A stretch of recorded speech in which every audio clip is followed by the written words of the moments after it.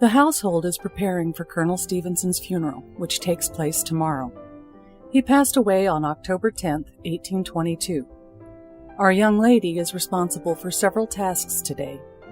Her first duty is to gather fragrant herbs and flowers from the kitchen garden to add to the funeral vases in the parlor, where the Colonel's body is laid out in his coffin. Prior to the development of embalming techniques in the mid-19th century, strong-smelling herbs and flowers were employed to help mask unpleasant odors that arose on such sad occasions.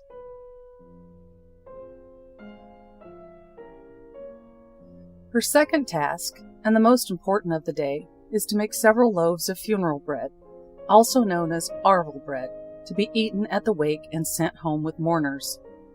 These fruity spice loaves had a cake-like flavor and were often given out at funerals in northern England and Scotland, as well as households that brought the custom to the Americas. Receipts varied by region, but the one being used today is documented in the 1828 cookbook entitled The New Whole Art of Confectionery. The original recipe reads, "Take 2 stones of flour, 1 pound of butter, 1 pound of sugar rubbed together, 3 pounds of currants, ginger, seeds, cinnamon, and a little rose water mixed up with milk. The above will make 48 cakes, each weighing 1 pound before they are baked. Make them round at 3 pence each and bake them a fine brown. They will take 1 pint of barm." The original instructions are rather vague, but it was assumed at the time that cooks held the basic skills necessary to successfully complete the receipt.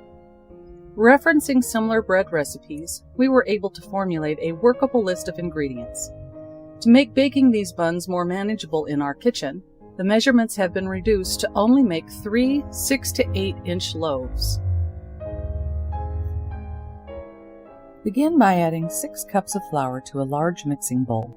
Our flour is a 50-50 mixture of unbleached white and wheat. The measuring cup used here is equivalent to 2 cups. Next, a 1/8 to 1/4 cup of sugar is added, depending on how sweet you'd like the final bread to be. We like ours a little sweeter, so a 1/4 cup is used.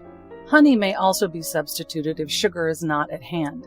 A 1/8 cup of butter, or 2 tablespoons, is rubbed into the flour and sugar until completely incorporated. Using your hands warms the butter, which helps all 3 ingredients to blend thoroughly. Now it's time to add 2 tablespoons of ground cinnamon, 1 tablespoon ground ginger, a 1/2 cup of dried currants,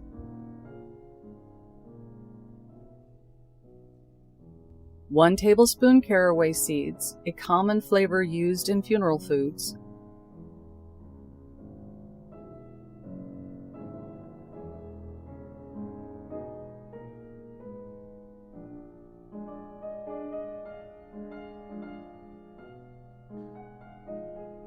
and 2 tablespoons rose water.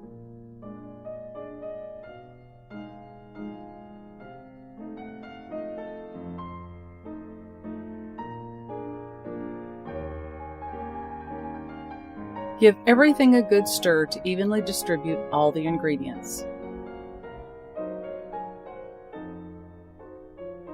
Once mixed, create a well in the center, then pour in 1 cup of barm, or good yeast.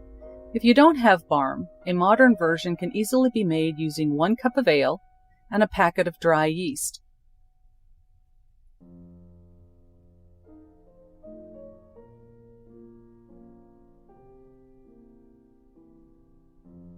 Final ingredient is 2 cups of milk, either at room temperature or slightly warm.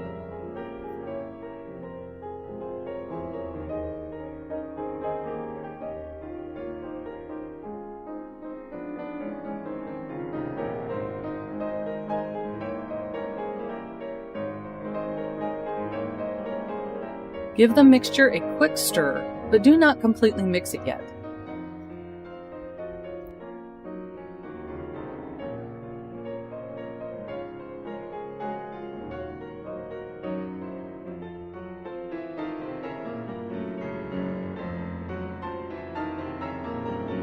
Cover the bowl and place it someplace warm to let the yeast work for about an hour.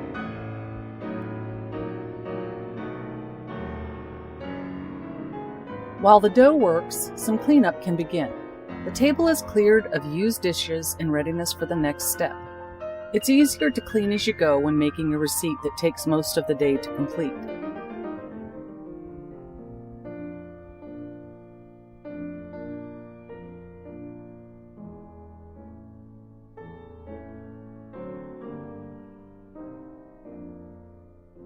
Once the hour is up, the dough is checked for readiness. It should be very sticky and ready to finish mixing with your hands.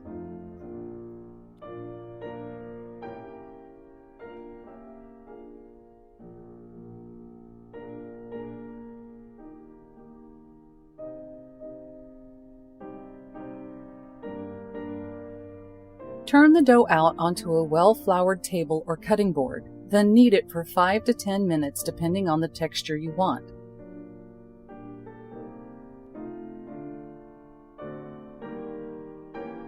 The longer you knead it, the more bread-like it will become. If it's too sticky, sprinkle a bit more flour on it and continue kneading.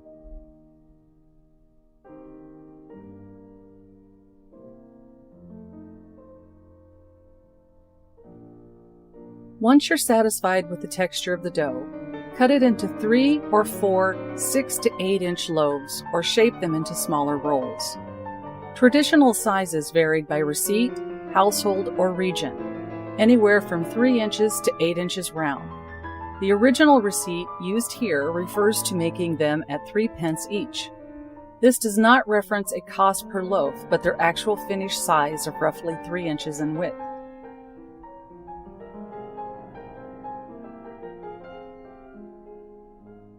Three ceramic pie pans are thoroughly buttered and floured before the dough is added to each.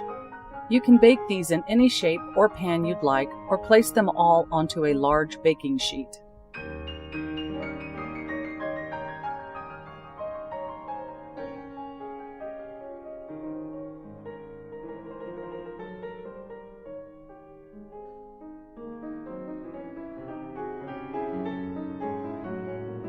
A cross is cut into the top of each loaf or bun before setting the pans someplace warm to rise for at least an hour, or until they have doubled in size.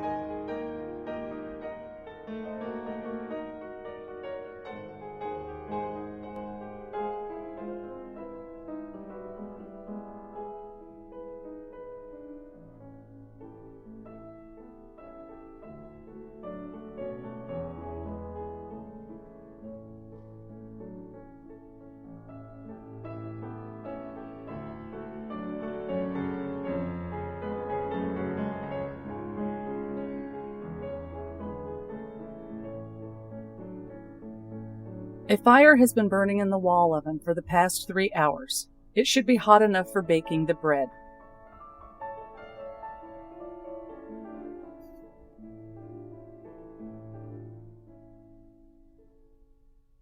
Once the loaves are ready, the oven is cleared of all burning logs and embers, then swept with a wet broom to clear the floor, as well as add a bit of steam to help with baking.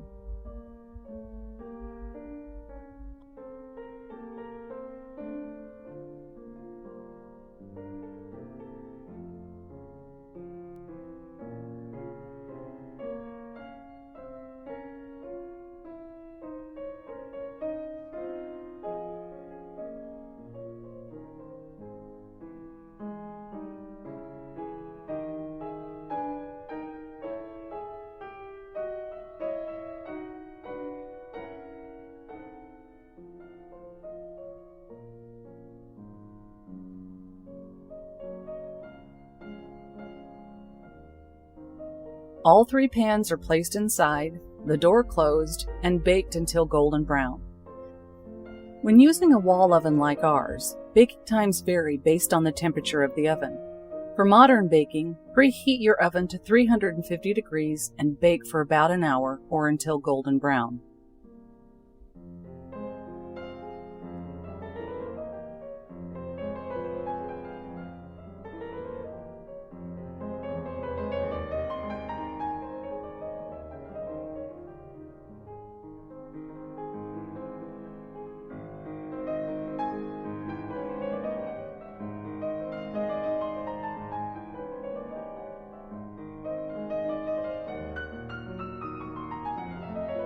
The bread has finally finished baking and can now be removed from the oven.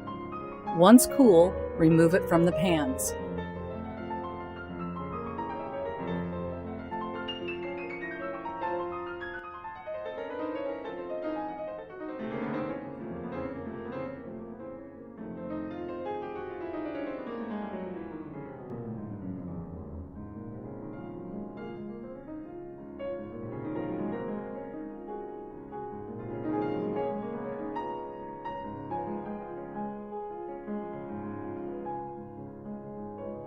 It's been a very long day for our young cook, who now gets a chance to sample some of her hard work.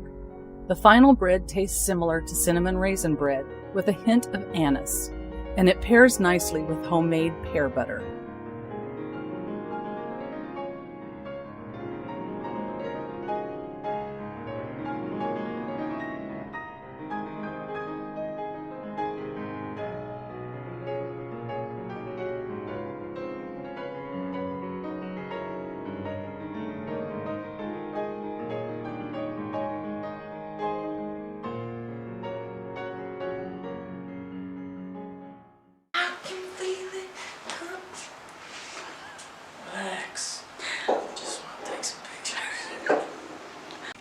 Hello? Is that the girl's name or her boy's name? Does it matter? No, it doesn't matter unless it's a boy. Action. Action.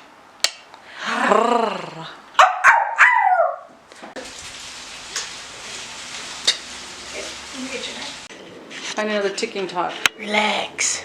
Just want to take some pictures. Go away.